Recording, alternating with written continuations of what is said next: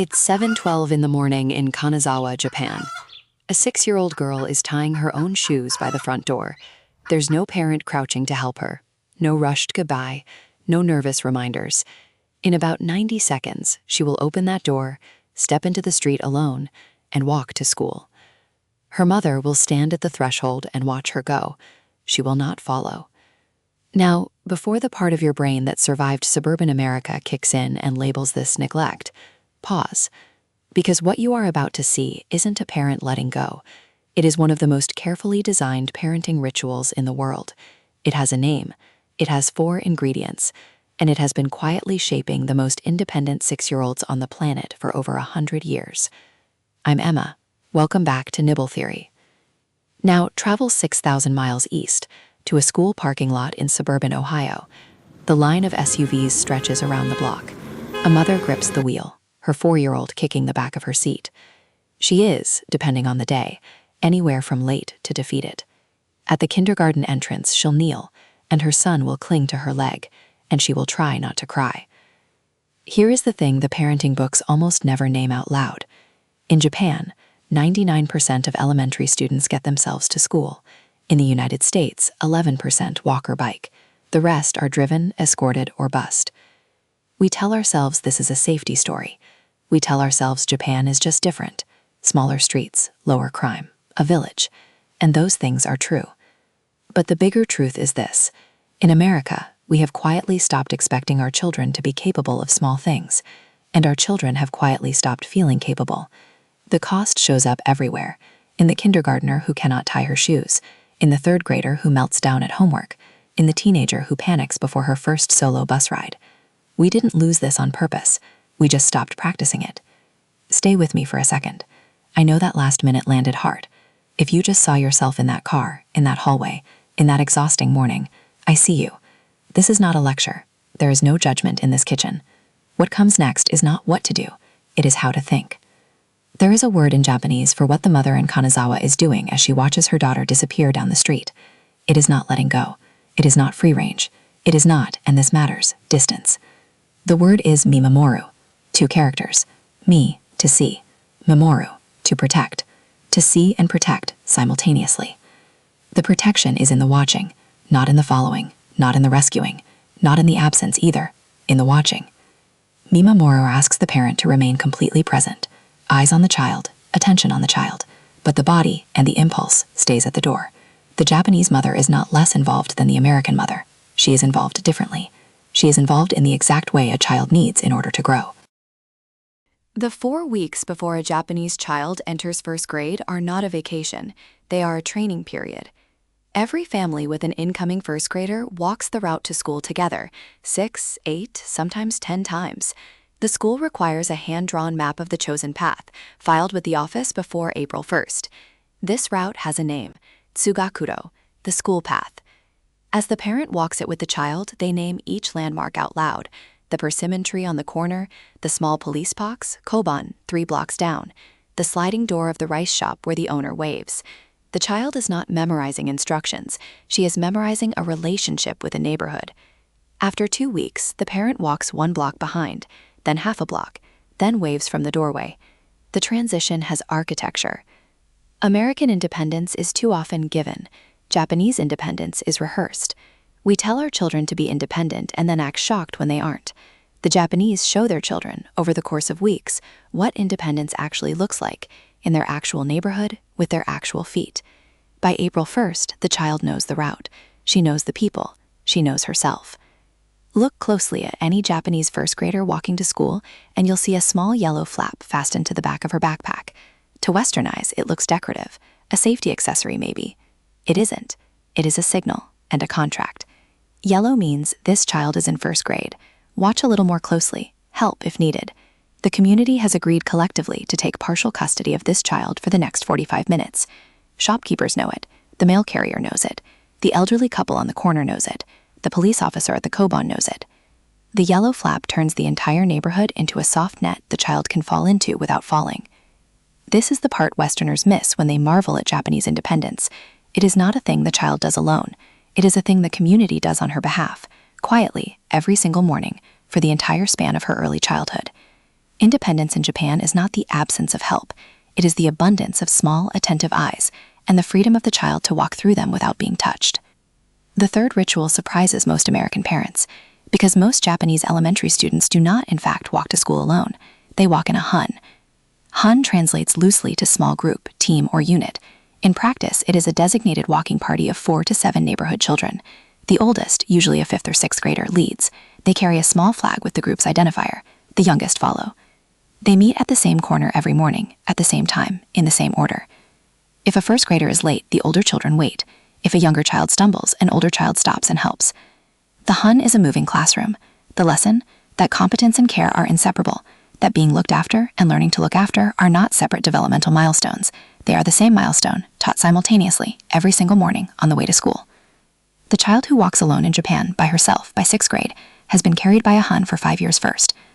By the time she leads her own hun, she has internalized something most Western adults never quite figure out, that the strongest independent people are also the most reliably interdependent ones. The fourth ritual is the one that turns the whole system from beautiful to bulletproof, the safety web. Volunteer crossing guards, usually retirees in the neighborhood, stand at every difficult intersection along the Tsūgakuro. They are not paid. They are not screened by the government. They are simply community members who decided at some point that the children walking past their homes were also, in some real way, theirs. Local shops along the route display a sticker, kodomo no ie, children's house. The sticker means if you are a child in trouble, this shop will help you. Police are not called first. The child is given tea, allowed to sit, and the family is contacted. And then, at 5 o'clock sharp, every neighborhood in Japan plays a soft chime over its loudspeakers. Traditionally, it is the melody of yuyake koyake, sunset, evening glow. The chime means it is time to come home. The freedom is not casual, it is engineered. The independence is real, so is the village holding it. This is the part the Instagram graphics about Japanese parenting almost always leave out. So why does this work? The answer is not, and this is important, Japanese culture. The answer is human neurology. The Japanese walking ritual is, by happy accident, a textbook implementation of 3 of the most well-studied principles in developmental psychology. The first is what researchers call inactive mastery. Albert Bandura at Stanford spent decades proving that a child's belief in their own capability, what he called self-efficacy, is built almost exclusively through the experience of successfully doing hard things. Not being told they are capable, not being praised, doing. Small, repeated, manageable challenges completed with help that gradually fades. This is exactly the 4-week Tsūgakuro process. Walk the route together, then a block behind, then alone. Each cycle builds a measurable structural change in the developing prefrontal cortex, the part of the brain that runs planning, impulse control, and self-regulation. The second principle is stress inoculation. The same way a vaccine introduces a small, contained dose of a virus to teach the immune system to respond, repeated small doses of manageable difficulty teach a child's nervous system to handle stress without flooding. The third is community modeling. The Japanese village isn't just safer, it is loaded with adults who are themselves calm, competent, and watching. Children's mirror neurons absorb that calm. Self-efficacy plus stress inoculation plus community modeling is not just Japanese, it is the recipe, and every culture that has stumbled into this combination has produced extraordinarily resilient, capable children. The Japanese just stumbled into it 300 years before anyone wrote the studies. Here is how to actually do this, even if you do not live in Kanazawa, even if your child does not have a yellow randoseru, even if your neighborhood has no han, no chime, no volunteer crossing guards. Before, pick a route, a short one, a friend's house 3 blocks away, the mailbox at the end of the street, the neighborhood park if there is one. Walk it with your child 6 times over 2 weekends. Name each landmark out loud. Have your child draw a map. Identify together the 3 safe stops along the way, the houses of people you know, the shop where the owner knows your child's name. During. The morning your child walks the route alone for the first time, stay home. Make the coffee. Trust the route you built. Do not text the friend to ask if she has arrived. Do not stand in the window. Sit at the table and drink the coffee. After. When your child returns, do not interrogate. Do not gasp. Do not cry. Greet her with the same calm warmth you would greet her with after a Tuesday at school. The journey will do the teaching. Your job is to keep the threshold steady.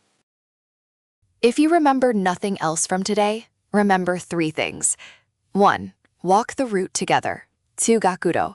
Independence is rehearsed, not assumed. Western parenting culture has confused readiness with permission.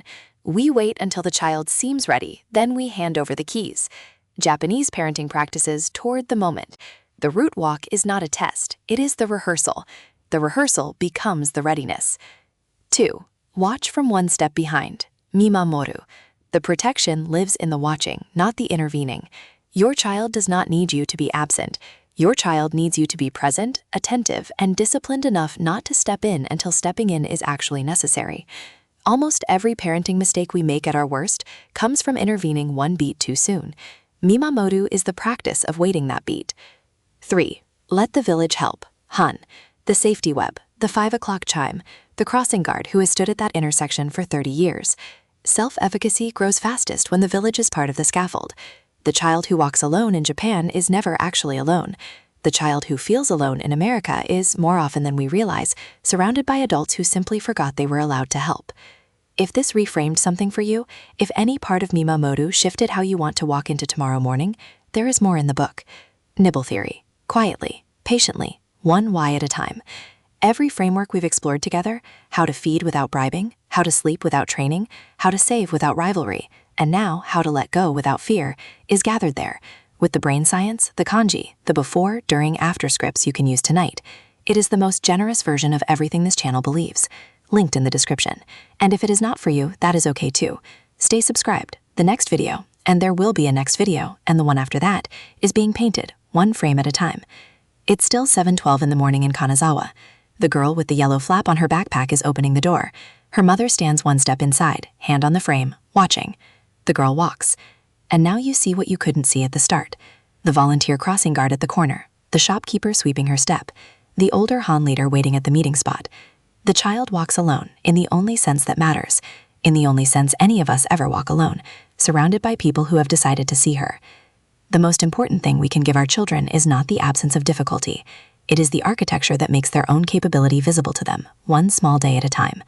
Walk the route together, watch from one step behind. Let the village help. I want to leave you with the image we started with, a quiet street, soft morning light, and a child walking into her own life, one step at a time. Quietly, patiently, one why at a time. I'm Emma. Thank you for staying with me. I'll see you on the next one.